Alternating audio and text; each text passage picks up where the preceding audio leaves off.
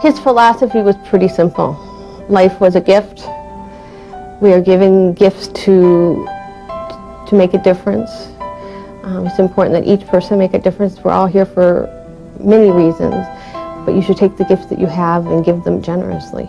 Same time every year, he and a group of colleagues, as we understood it, would go to Ecuador and serve the poor in hospitals there where they otherwise wouldn't be able to get that kind of care. He saw this as a way of paying back, a way of serving people in need, a way of making his skills available to people who wouldn't otherwise have them.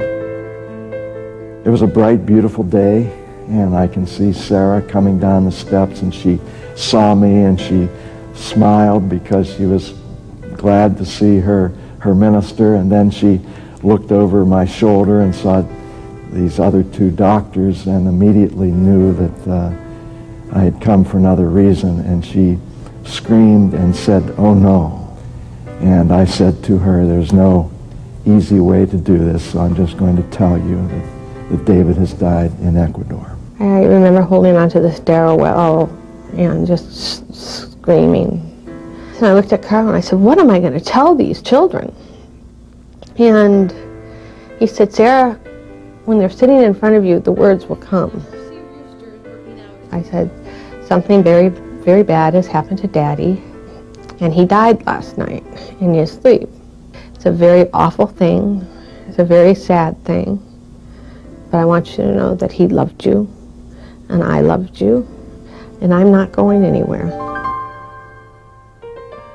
David and I spoke very openly about what money was where and what it was to be used for, and I knew that money wasn't going to be an issue. Life insurance was one of those things that my husband David felt really strongly about. He wanted to make sure that we could stay in our own home. He wanted enough money there that if I chose not to work for the first 3 years, that I didn't have to. It has allowed me to bring a nanny into our home and has made life easier, much easier for the kids, and has made a huge difference in my life. There was a great comfort knowing that we had done this, and the best gift any person can leave for their family is to take these steps, and they're not always easy steps to take, to sit down and decide what you're worth and what it's going to take for your family to survive without you. Dave had always taken care of us, and he continues to do that. 2, 3. I miss him when I wake up in the morning, and I miss him when I see my children asleep.